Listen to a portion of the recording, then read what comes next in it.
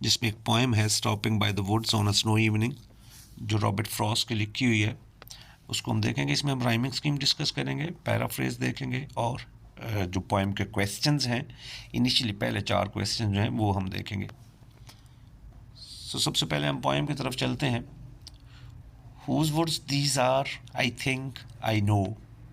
His house is in the village, though he will not see me stopping here to watch his woods fill up with snow.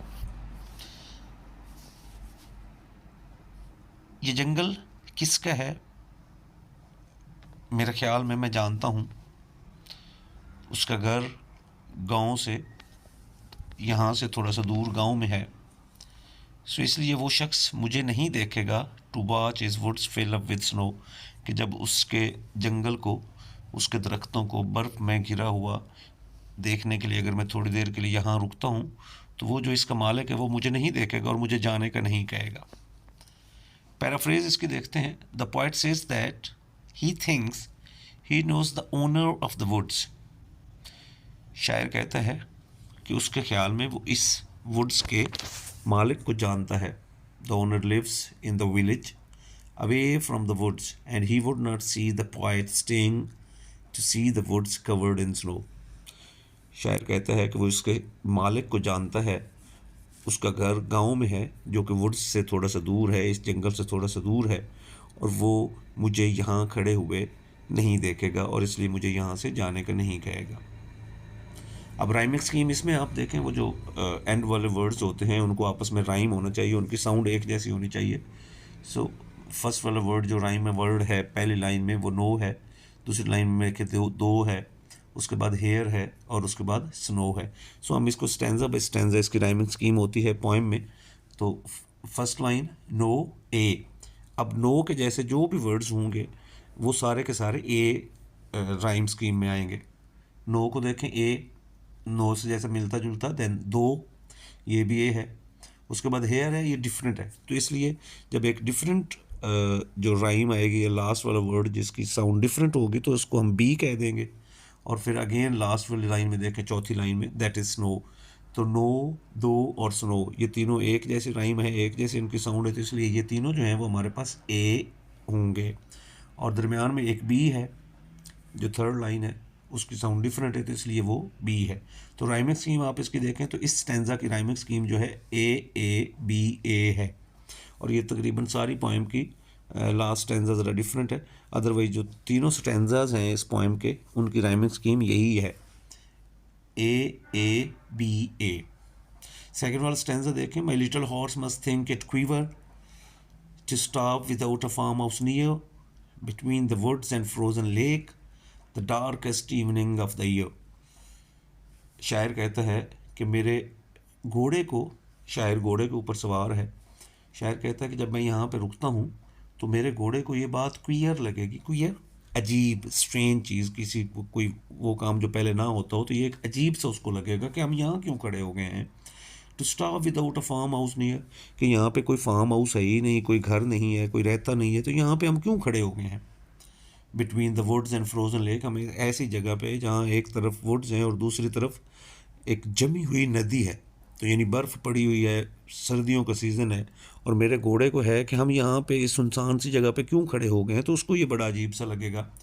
The darkest evening of the year, और ये शाम है और साल की अंधेरी तरीन शाम है सर्दियों की।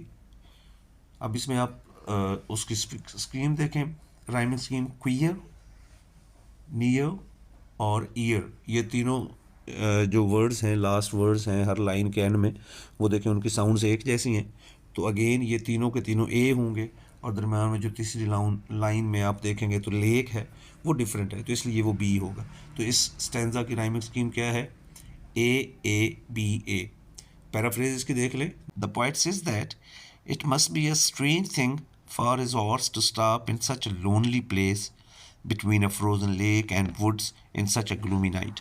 शायर कहता है कि उसके घोड़े के लिए ये एक बड़ी अजीब सी बात है कि साल की इस इतनी अंधेरी रात में, अंधेरी शाम में, वो एक जमी हुई नदी और जंगल के दरमियान में ऐसे एक ऐसी जगह पे लोनली, एक खाली, एक बिल्कुल सुनसान वीरान सी जगह पे, यानी जहाँ पे कोई रहता नहीं है, वहाँ पे ये खड़ा हो गया है। थर्ड स्टैंजे पे जाएं। He gives his harness bells a shake to ask if there is some mistake, the only other sounds the sweep of easy wind and downy flake. Again शायर कहता है कि वो जो उसका घोड़ा है, जब उसको ये चीज़ अजीब लगती है तो फिर वो उसकी हार्नेस बेल्स, यानी वो एक वो लगाम जो उसकी होती है, यूँ समझ लें कि जिससे उसको कंट्रोल किया जाता है, तो उसके ऊपर वो घंटियाँ लगी होती हैं, तो वो अपनी गर्दन थोड़ी सी हिलाता है, जिससे थोड़ी सी वो आवाज़ प्रोड्यूस होती है, थोड़ी सी आवाज़ पैदा होती है। वो अपनी गर्दन किस लिए हिलाता है, गर्दन को किस लिए एक झटका सा देता है?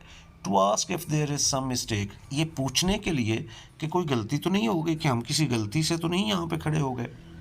The only other sounds the SVEEP, इसके अलावा यानी वहाँ पे इतनी कामनेस है, इतनी खामोशी है, इतना पीस है, इतना सुकून है कि वहाँ पे सिर्फ घोड़े की वो जो घंटियाँ हैं उनकी ही आवाज़ सुनाई दे रही है। उसके अलावा कौन सी आवाज़ है? उसके अलावा वो जो easy wind and downy flake, वो जो बर्फ़ के गोले हल्के हल्के डाउनी फ्लेक, वो जो बर्फ़ जो गिर रही है उसकी आवाज़ आ रही है, या फिर जो हल्की हल्की हवा चल रही है, ईजी विंड, ये बिल्कुल आहिस्ता से जो हवा चल रही है उसकी आवाज़ है। तो इतनी खामोशी है कि आपको हवा और बर्फ़ के गिरने की आवाज़ तक जो है वो सुनाई दे रही है।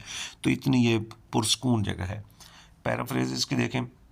The poet says that his horse shakes his controlling bells to inquire if I stayed there mistakenly.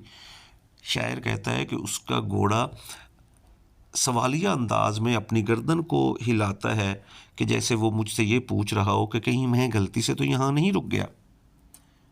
There is peace and calmness all around, बिल्कुल हर तरफ खामोशी है।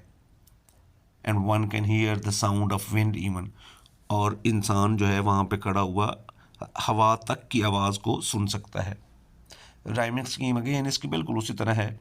A shake, mistake and last वाली लाइन में फ्लेक जो है वो ए है, और दरमियान में स्वीप जो है वो बी है। लास्ट स्टैंजा है। The woods are lovely dark and deep but I have promises to keep and miles to go before I sleep and miles to go before I sleep. शायर कहता है the woods are lovely dark and deep, ये बहुत खूबसूरत जंगल है। Dark, अंधेरा है, शाम हो गई है, खामोशी है। डीप, ये गहरा घना जंगल है।